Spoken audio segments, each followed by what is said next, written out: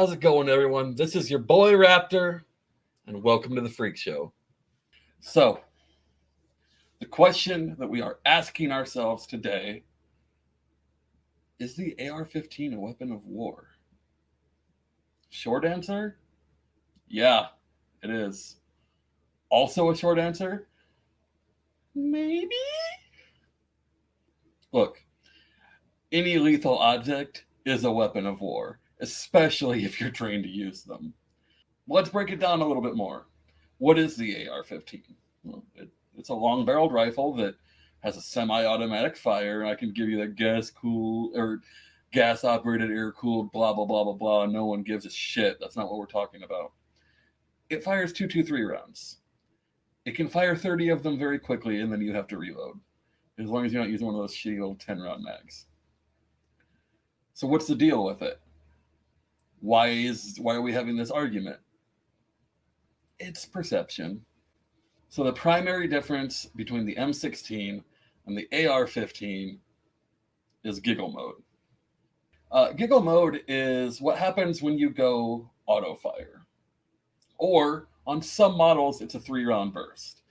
The one I learned on was actually a 3-round burst. We were given leave to use 3-round burst one time.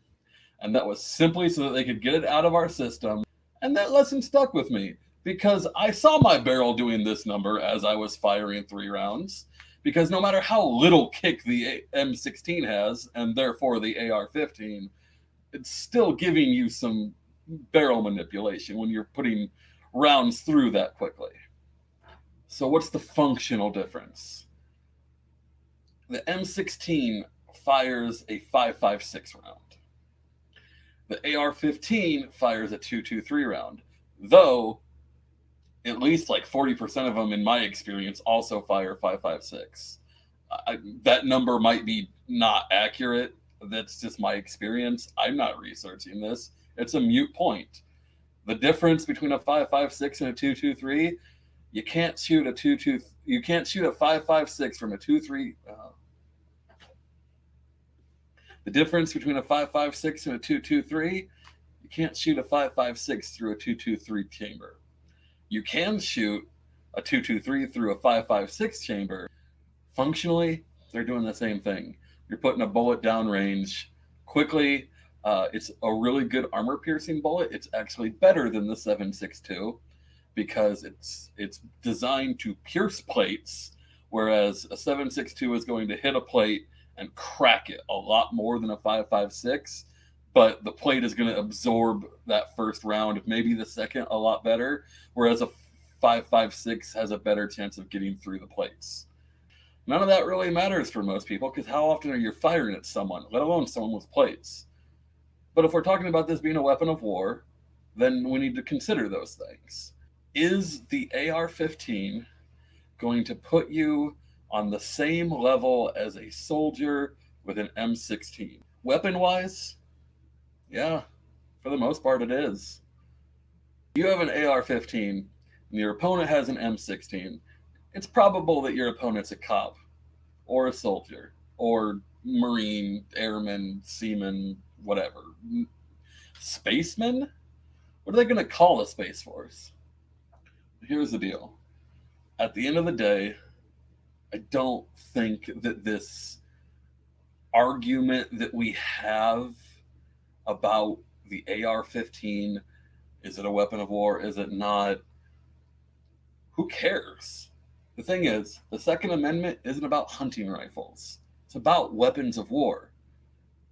We were allowed to use cannons. You didn't need a special permit. People were putting cannons on ships and going out and mostly privateering, but that was allowed in the formation of our government because that's what arms meant. If you apply that theory today, we joke about tactical McNukes in the libertarian movement, but it shall not be infringed. And look, I get that that's scary. We all know that one neighbor that's like, I'm not super comfortable with that dude having a gun. But I challenge you to think about this. In the entire history of humanity, what has done more damage? Single or sometimes small groups of people with firearms, or governments against civilians who don't have them?